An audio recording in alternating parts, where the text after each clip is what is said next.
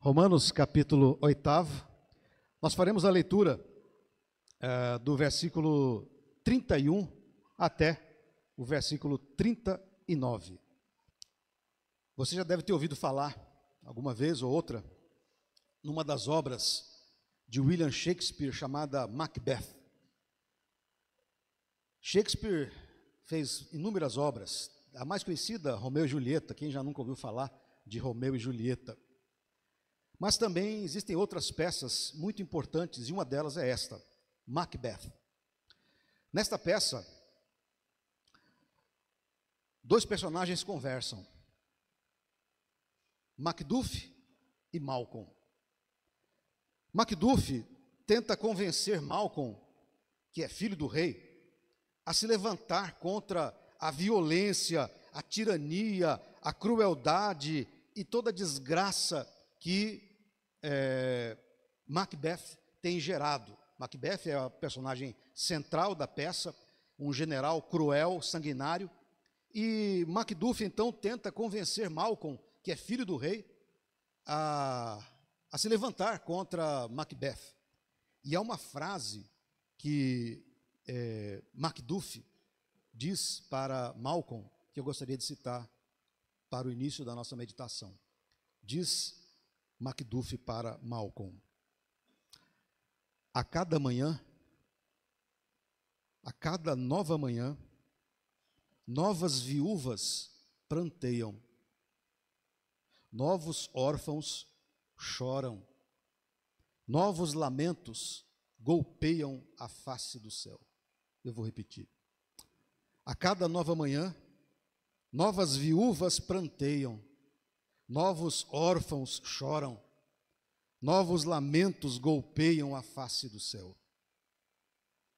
Esta realidade desta frase é vivida agora, hoje.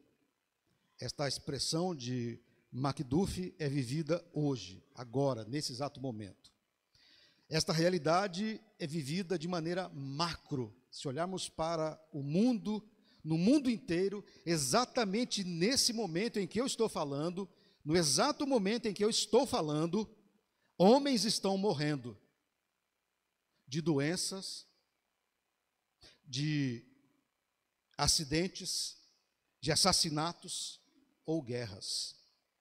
E as suas viúvas sofrem sua morte e os pranteiam nesse exato momento aqui, no mundo inteiro. Enquanto vocês me ouvem, mães e pais estão morrendo de doenças, acidentes, brigas ou guerras, neste exato momento que eu falo. E os órfãos, os filhos e as filhas, em profundo e agonizante sofrimento, choram, assim como descreveu Macduff para Malcolm. A realidade da peça, que é fictícia, é real. Ela acontece hoje, está acontecendo neste exato momento. Neste exato momento. Neste exato minuto que eu falo, milhões de pessoas estão experimentando a amarga experiência do sofrimento. Mas nada disso que eu citei nos faz sofrer. Você não está sofrendo por isso, nem eu estou sofrendo por tudo aquilo que eu narrei. Pessoas morrem todos os dias, é o curso da vida. E como diz o ditado, o que os olhos não veem, o coração não sente. Mas e se nós dermos um zoom, como numa câmera fotográfica, nos aproximar e chegarmos mais perto de uma dessas pessoas em sofrimento? Será que nós vamos nos comover com o sofrimento? Nicholas Wolterstorff é um filósofo cristão, professor na Universidade Livre de Amsterdã, na Holanda. Nicholas escreveu um livro chamado Lamento, a fé em meio ao sofrimento e à morte. Wolterstorff escreveu o livro depois da morte de um de seus 5 filhos, de 25 anos. Que morreu ao cair da escalada de uma montanha, ele era alpinista. numa montanha na Áustria. Este é o zoom que eu quero dar sobre o sofrimento. O livro nada mais é do que uma espécie de diário, anotações de pensamentos e sofrimentos daquele pai. Portanto, gostaria que você ouvisse algumas dessas anotações de Nicholas Wolterstorff, que perdeu seu filho mais velho aos 25 anos. São alguns trechos que eu quero citar para vocês, para nós. Diz assim Wolterstorff: Eric, era o nome do filho, Eric se foi da face da terra. Eu espero por um grupo de estudantes que atravessa a rua e subitamente penso, ele não está ali. Vou a um jogo de futebol e me surpreendo reparando nos rapazes de 25 anos. Nenhum deles é ele. Em nenhum agrupamento de ruas e salas e igrejas, escolas, bibliotecas, em lugar nenhum eu o encontro. Só sua ausência. Outra anotação de Wolterstorff: silêncio. Haveria uma carta de Eric hoje? Quando Eric disse que telefonaria, agora é só o silêncio. Ausência e silêncio. Agora, quando nos reunimos, há sempre um ausente. Sua ausência tão presente quanto nossas presenças. Seu silêncio tão sonoro quanto nossas conversas. Ainda há 5 filhos, mas um se foi para sempre. Terceira anotação do pai.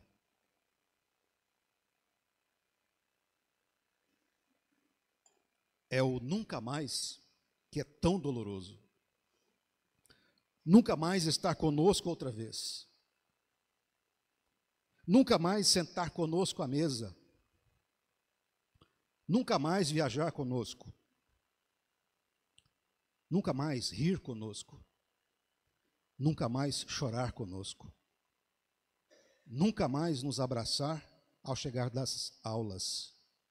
Nunca mais assistir o casamento de seus irmãos e de suas irmãs. Todo o resto de nossas vidas vamos viver sem ele. Só a nossa morte pode cessar a dor da morte dele. Só a nossa morte pode cessar a dor da morte dele. Fica mais fácil assim a gente entender o sofrimento de pessoas que estão exatamente nesse momento passando por isso e por tantas outras coisas, por tantos outros sofrimentos. As perguntas que fazemos, irmãos, nesses momentos, inevitavelmente são: onde está Deus? Por que isso aconteceu comigo? Será que ele ainda se importa comigo? Talvez você já tenha confiado em Deus e confie em Deus, já tenha confiado, orado, acreditado nas promessas de Deus e mesmo assim enfrentou perdas, silêncios e situações que causaram muito sofrimento. Eu imagino que você já tenha vivido isso, ou talvez até esteja vivendo isso agora. Talvez até hoje, agora, uma pergunta esteja latejando no seu coração: será que ainda posso confiar que Deus está agindo? Se você já se sentiu assim, ou se sente assim agora, saiba que você não está sozinho. Você não é único. Você não é única. Como eu disse, neste exato momento, milhões de pessoas estão passando por isso. Neste exato momento em que eu falo. E mais, você não está sem resposta. E a resposta vem do texto bíblico que acabamos de ler. O apóstolo Paulo escreve esse trecho, esta carta, como aos romanos, da igreja de Roma, composta por judeus e gentios cristãos. E essa igreja vivia em meio às tensões sociais e religiosas e debaixo do domínio do Império Romano. Portanto, eles viviam um sofrimento atroz por conta da perseguição do Império Romano. Então, o que Paulo está falando para os romanos é para que eles tenham ânimo diante dos sofrimentos que eles estavam passando, porque aquela igreja estava vivendo este tipo de sofrimento, de perseguição, de morte, de dor, de lamento, de choro, de angústia. Tudo isso aquela pequena igreja estava vivendo. Nesse texto, o apóstolo nos apresenta 3 verdades que nós não podemos jamais nos esquecer. Nós que passamos pelas mesmas coisas, já passamos, estamos passando ou ainda haveremos de passar por elas. Há nesse texto, queridos irmãos, de Romanos 8, 31 a 39, 3 verdades que eu gostaria de compartilhar com os irmãos. A primeira é que Deus está do nosso lado. Deus está do seu lado, mesmo quando tudo parece estar contra você. Deus está do seu lado, mesmo quando tudo parece estar contra você. Esta é uma verdade do texto.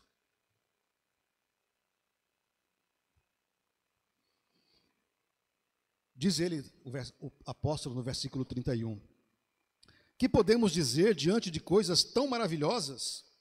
Se Deus é por nós, quem será contra nós? Não é que não existam oposições, não é isso que Paulo está dizendo. Pelo contrário, sofrimento, angústia, oposição espiritual e até tragédias nos cercam diariamente, o tempo todo. Mas nenhuma dessas forças tem peso diante do fato maior, que é o seguinte: Deus é por nós, Deus é por você. Muitas vezes, no meio do sofrimento, essa verdade é a primeira a ser posta em dúvida por nossa própria vida, por nossa própria alma. Muitas vezes, no meio do sofrimento, temos a tendência de duvidar disso tudo. É natural, é humano. Todos nós temos esse tipo de raciocínio, de pensamento. Se Deus é por mim, por que isso está acontecendo? Ou, se Deus me ama, por que eu estou passando por tamanho problema, tamanha dor? Essas, irmãos e irmãs, são perguntas legítimas. São perguntas legítimas. Mas Paulo responde com convicção a todas elas. A cruz é a prova definitiva de que Deus está ao nosso lado, ainda que as circunstâncias, que os problemas digam o contrário. Mas a cruz nos diz que Ele está do nosso lado. Veja o que o apóstolo afirma no versículo seguinte, no versículo 32, você pode acompanhar na sua Bíblia. Se Ele não poupou nem mesmo o seu próprio Filho, mas o entregou por todos nós, acaso não nos dará também todas as outras coisas? A cruz, irmãos, é a prova de que Deus está junto a nós. Ele fez isso ao entregar seu próprio Filho. Mas esta morte da cruz e na cruz está muito distante de nós. 2000 anos nós nem a presenciamos. Talvez seja esta a razão pela qual nós nos esqueçamos, vez ou outra, em meio aos problemas. Timothy Keller, que eu gosto muito, que eu sempre cito, no seu livro chamado Andando com Deus em Meio à Dor e ao Sofrimento, afirma algo muito interessante. Diz ele, Keller: se olharmos para Jesus na cruz, veremos que Deus não está nos punindo com o sofrimento. Se olharmos para Jesus na cruz, veremos que Deus não nos está punindo com o sofrimento. Pelo contrário, diz Timothy Keller, Ele assumiu o sofrimento sobre si mesmo. E conclui Keller: Deus é o único Deus que sangra. Deus é o único Deus que sangra. E isso muda tudo. Isso muda tudo. O sofrimento não é um indicativo de que Deus se voltou contra nós. O Evangelho nos garante que Deus se voltou contra si mesmo. Essa que é a verdade. Deus se voltou contra si mesmo por nós na cruz. Ele se voltou contra si mesmo ao entregar o seu próprio filho, mas fez isso por amor a mim e a você. Isso é prova de que Deus está caminhando junto a nós o tempo todo. A prova disso é a cruz. Isso muda, queridos irmãos e irmãs, completamente a nossa visão do sofrimento. O sofrimento não é o abandono de Deus, mas um lugar onde podemos encontrar a presença dele de maneira mais íntima. É o que nos afirma Stanley Jones, um missionário e teólogo metodista, num belíssimo livro chamado Cristo e o Sofrimento Humano. Diz Stanley Jones: quando passamos pelo sofrimento, somos inclinados a pensar que Deus nos deixou. Mas a verdade é que o sofrimento pode ser a estrada pela qual Deus nos alcança em profundidade.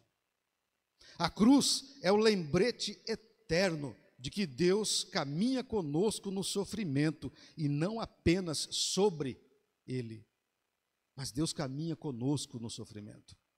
O próprio apóstolo Paulo escreve Romanos 8, depois de já ter ele mesmo enfrentado todo tipo de sofrimento, perseguições, açoites, espancamentos. Paulo viveu tudo isso. Ele não estava dizendo isso para os romanos de uma maneira sem sentido. Ele mesmo já tinha vivido isso, todo tipo de sofrimento. Ele não fala do alto de um pedestal, mas do fundo do vale. Ele sabe o que é sentir o mundo contra si. Paulo era perseguido. Paulo sabia o que estava falando. E ainda assim mesmo afirma com ousadia: Deus é por nós. Deus é por nós. Essa frase não é um slogan religioso. Não é uma frase de impacto. Não é uma frase para cortes nas redes sociais, como é costume hoje em dia, para fazer likes. Muitos pastores e teólogos ao longo da história perceberam de maneira aparentemente contraditória que é no sofrimento que a presença de Deus se torna mais real. E isso é claro no texto que nós acabamos de ler. Quando tudo parece estar contra você, quando enfermidades se prolongam, quando perdas são irreparáveis, quando você é tratado injustamente, quando você está envolvido no meio de um problema, quando você está sofrendo, a cruz nos faz lembrar: Deus já enfrentou tudo isso que você está enfrentando. Deus já enfrentou tudo isso por nós, em Cristo Jesus. Em Cristo Deus passou por tudo isso, para amar-nos um, a cada um de nós. O nosso sofrimento, queridos irmãos, o seu sofrimento, não é prova de que Deus nos abandonou. Na verdade, é o solo, a terra, onde Ele planta a semente da esperança eterna. O sofrimento é um terreno fértil onde Deus vai plantando as sementes da esperança no meu e no seu coração, para crermos nele, para depositarmos a nossa fé e a nossa esperança nele. Eu não sei, como eu disse, se você está enfrentando problemas, se você está triste, se você está abatido, se você está em perdas, eu não sei. Mas o que eu sei é o que o Paulo nos afirma, que Deus é por nós. E que mesmo que tudo pareça estar contra nós, na verdade Deus está junto a nós. E é isso que nós devemos guardar no nosso coração. Esta é a primeira verdade que Paulo nos fala nesse texto. Deus está junto a você. Nunca se esqueça disso. Por pior que seja o sofrimento, por maior que seja a aflição, por maior que seja a perda, devemos prantear? Sim, devemos. Mas não nos esquecer, Deus está junto. Deus está presente. Há uma segunda verdade.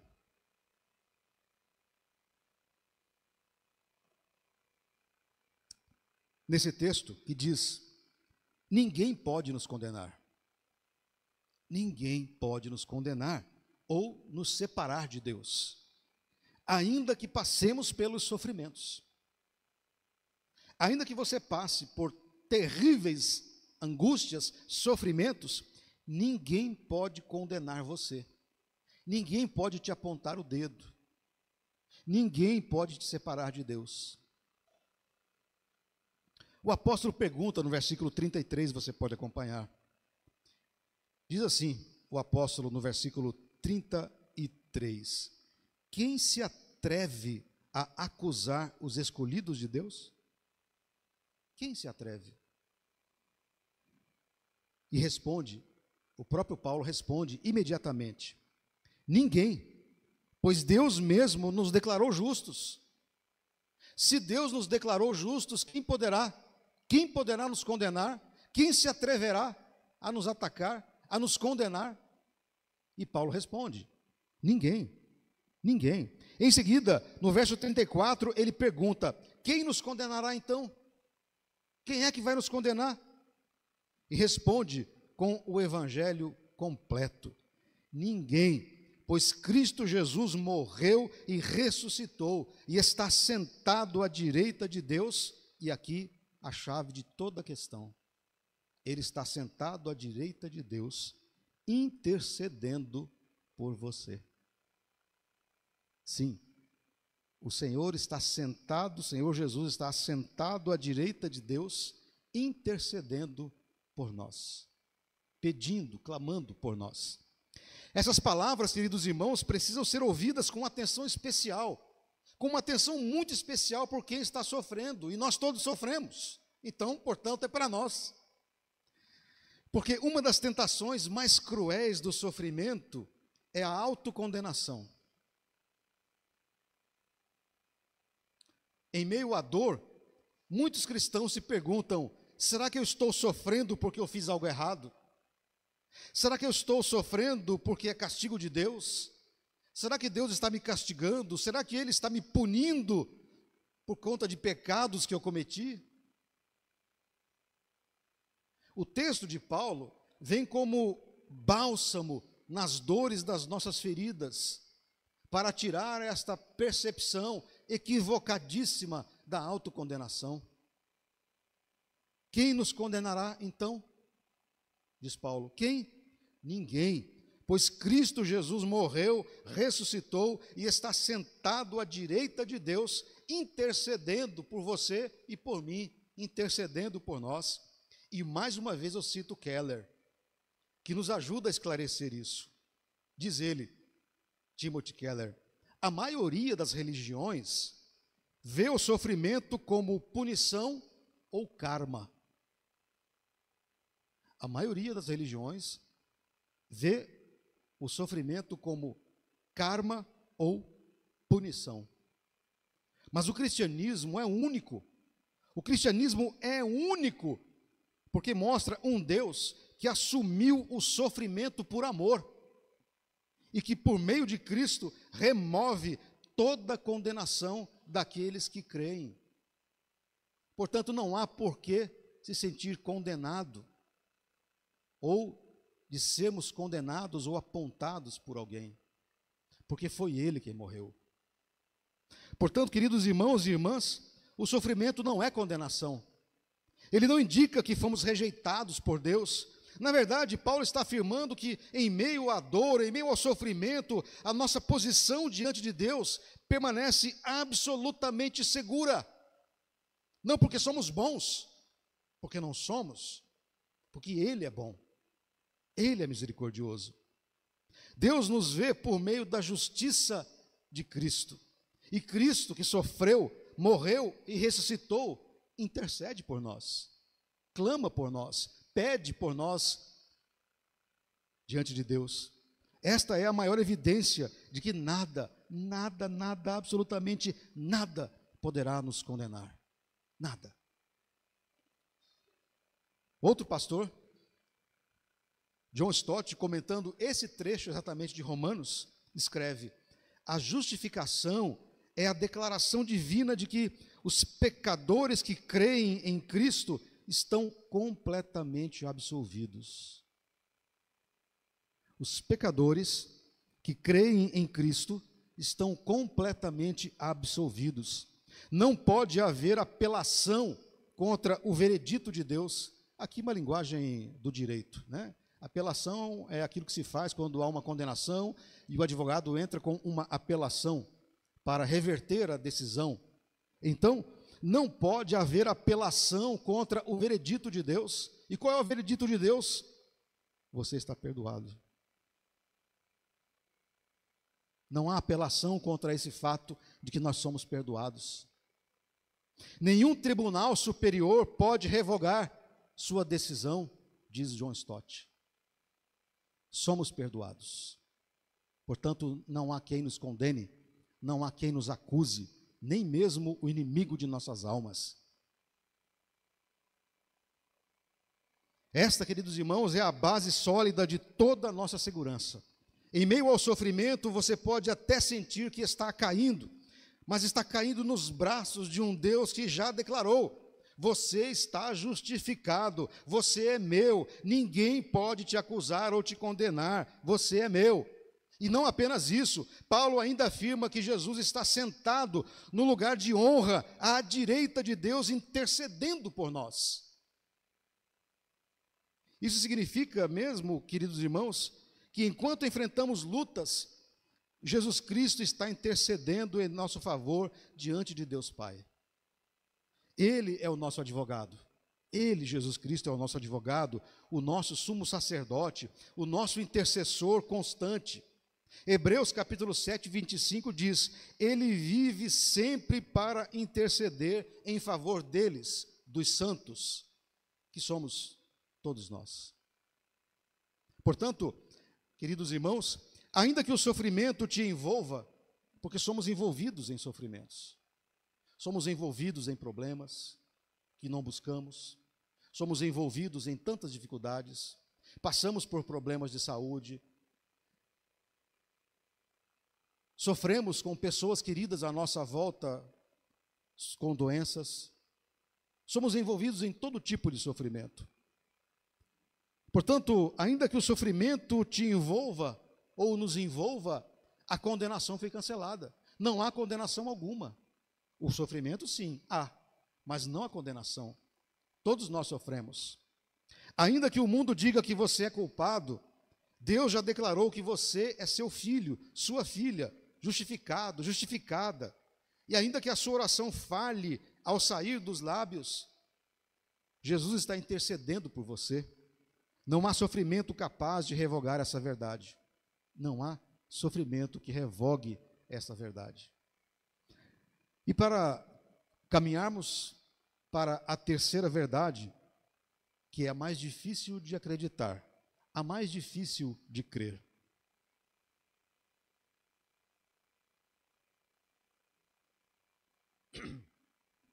Perdão, mas também é a mais poderosa. A terceira verdade é a mais difícil de crer, mas também é a mais poderosa. O texto nos diz que nem mesmo o sofrimento pode nos separar do amor de Deus em Cristo Jesus. Nem mesmo o sofrimento. Paulo, então, no versículo 35, pergunta, quase em tom de desafio: o que nos separará, então, do amor de Deus, do amor de Cristo? E então, ele mesmo responde, ele faz uma lista, uma sequência de dores intensas e uma lista de realidades assustadoras. Serão aflições que vão nos separar do amor de Deus? Serão as calamidades, diz o apóstolo. Serão as perseguições que nós sofremos, vez ou outra? Será a fome? Ela nos afastará do amor de Cristo? Será a miséria? A miséria nos afasta do amor de Deus? Não. Ela não o afasta. Será então o perigo? Numa outra tradução, a morte? Não, nem mesmo a morte. Serão então as ameaças de morte? Não, nem as ameaças de morte podem nos separar do amor de Deus que está em Cristo. Ele não está falando de possibilidades teóricas, isso não é teoria. Essas foram as experiências do apóstolo Paulo. Ele viveu isso concretamente como um apóstolo de Cristo. E os seus ouvintes, os irmãos lá da igreja de Roma, os romanos, também experimentavam estas dores por conta da perseguição do Império Romano. Nós não podemos nos esquecer desse contexto. As pessoas eram mortas, eram degoladas por acreditarem em Jesus Cristo. A igreja sofria terrivelmente. Pessoas eram torturadas. Cristãos eram torturados por amor a Cristo no Império Romano. Então Paulo está descrevendo a sua própria realidade. O seu próprio desespero está sendo narrado nesse texto. E ele diz: mas é tudo isso então vai nos separar do amor de Deus? Não, porque nada, nem mesmo o sofrimento pode nos separar do amor de Deus que está em Cristo Jesus.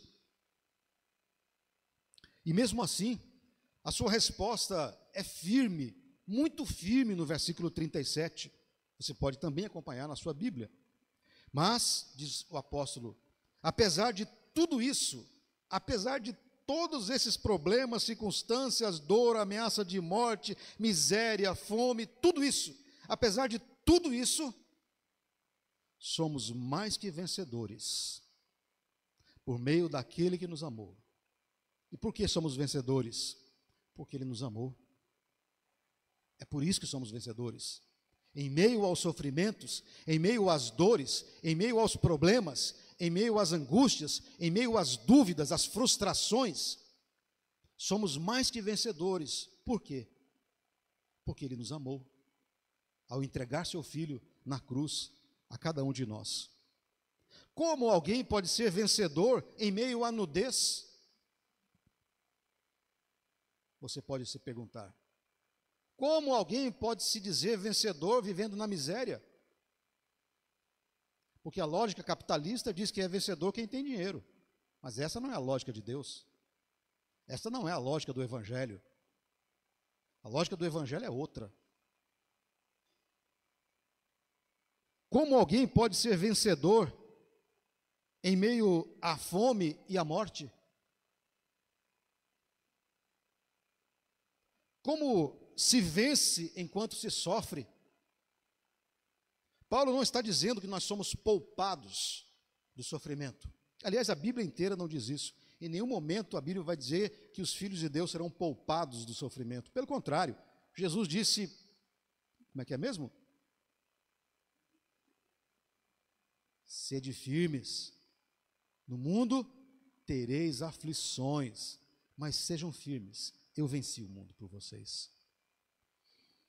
Essa frase parece absurda aos olhos humanos. Essa frase de Paulo parece absurda. Como alguém ser vencedor passando fome? Ela é um assinte à nossa lógica capitalista. É um assinte, é um atentado à nossa lógica. Como que alguém pode ser vencedor sendo miserável?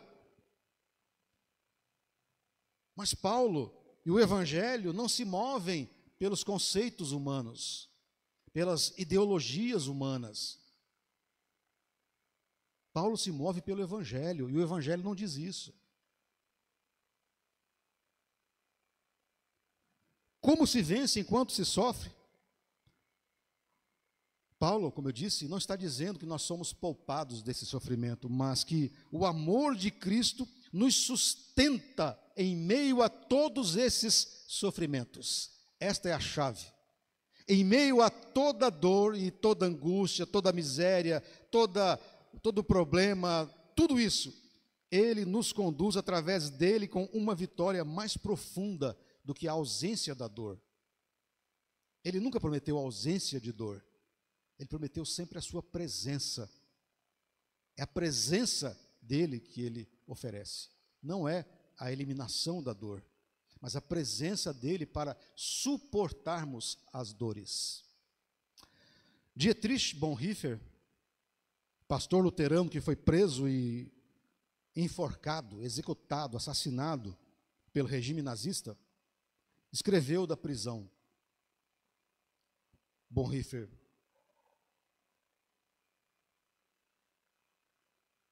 Nada pode separar-nos do amor de Deus. Não a dor, nem a prisão, nem a solidão. E vejam o que Bonhoeffer disse: nem mesmo a morte, ele que foi enforcado 3 dias antes de acabar a guerra por Hitler. O amor de Cristo nos alcança onde quer que estejamos, disse Bonhoeffer. O amor de Deus nos alcança onde quer que estejamos. Se estivermos na dor, o amor dele nos alcança. Se estivermos no luto, o amor dele nos alcança.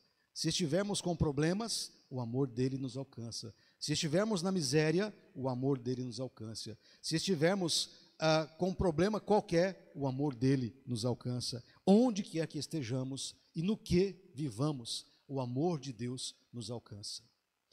Porque ele nos amou primeiro. Não é porque nós o amamos. Na verdade, nós o amamos porque ele amou primeiro a cada um de nós. Bonhoeffer entendeu, irmãos, que mesmo quando tudo parecia perdido, o amor de Cristo permanecia como uma âncora firme. E essa é a convicção que Paulo quer transmitir a cada um de nós. Não há sofrimento tão profundo que ultrapasse a profundidade do amor de Deus por nós. Ao afirmar que somos mais que vencedores, Paulo não quer dizer que escapamos da dor, mas que passamos por ela sem perder o que é mais precioso. E o que é mais precioso? O amor de Deus em Cristo. Isso é o mais precioso. E esse amor é invencível, não está condicionado à nossa performance espiritual, nem ao nosso momento emocional, não está condicionado à ausência de problemas. É um amor que foi demonstrado na cruz do Calvário, confirmado na ressurreição e mantido pela intercessão de Jesus Cristo diante de Deus, à destra de Deus. Por isso, queridos irmãos, Paulo conclui no versículo 38 e 39, com uma das declarações mais belas e profundas de todas as Escrituras. Estes versículos 38 e 39 são, com toda certeza, os mais profundos de toda a Bíblia. Mateus, pode colocar, por gentileza? Versículo 38 e 39. Vamos ler juntos? E estou convencido de que nem morte, nem vida, nem anjos, nem demônios, nem o que existe hoje, nem o que virá no futuro, nem poderes, nem altura, nem profundidade, nada em toda a criação jamais poderá nos separar do amor de Deus revelado em Cristo Jesus, nosso Senhor. Estas são as palavras mais profundas de toda a Bíblia. Esta convicção final é um escudo para a alma sofredora. Nada, absolutamente nada pode separar você do amor de Deus. Nem o diagnóstico ruim, nem o luto recente, nem a crise que chegou sem aviso, nem o pecado confessado, nem os dias escuros da alma, porque todos nós passamos por noites escuras da alma. O amor de Deus em Cristo permanece firme e nos carrega, mesmo quando não conseguimos caminhar sozinhos. O amor de Deus nos caminha. Essa é a grande consolação, irmãos, presente em Romanos 8. O amor de Deus por nós não é circunstancial. O amor de Deus não está conosco de acordo com as circunstâncias. Não é de acordo com as nossas emoções. E o amor de Deus não é frágil, é eterno, firme, sacrificial e inquebrável. Inquebrável. Termino, concluo, querido irmão, querida irmã, contando uma pequena história. Uma pequena história. Conta-se que numa aldeia, uma cidadezinha, um vilarejo, no interior da Escócia, havia um velho pastor de ovelhas. Certa vez, um turista encontrou esse pastor cuidando das suas ovelhas. E enquanto uma terrível e forte tempestade se aproximava, o vento começou a soprar muito forte, o céu se escureceu, nuvens começaram a se formar, ficou tudo preparado para uma grande tempestade, raios começaram a cair, o vento soprava forte, o céu escurecia, mas mesmo assim o pastor permanecia ali, em pé, de capa de chuva grossa e um cajado na mão, no meio das pedras naquele campo. O turista que passava, assustado com o mau tempo, perguntou para o pastor, para o velho pastor: o senhor não vai se abrigar? Vai ficar aqui no relento, não vai se abrigar?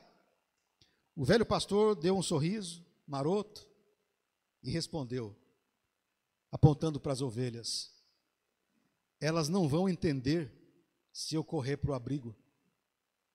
Elas vão pensar que foram deixadas sozinhas. Elas enfrentam melhor a tempestade quando veem que eu estou aqui. E ficou ali, firme entre as ovelhas, molhado, mas presente. Frágil aos olhos, mas inabalável naquele momento no cuidado com as suas ovelhas. Querido irmão, querida irmã, talvez hoje você esteja enfrentando uma tempestade dessas. Talvez os trovões das doenças, o temporal dos problemas de relacionamento, os raios da perda, do luto, da frustração, do medo, talvez a chuva da angústia, da ansiedade, do desespero estejam encharcando a sua alma.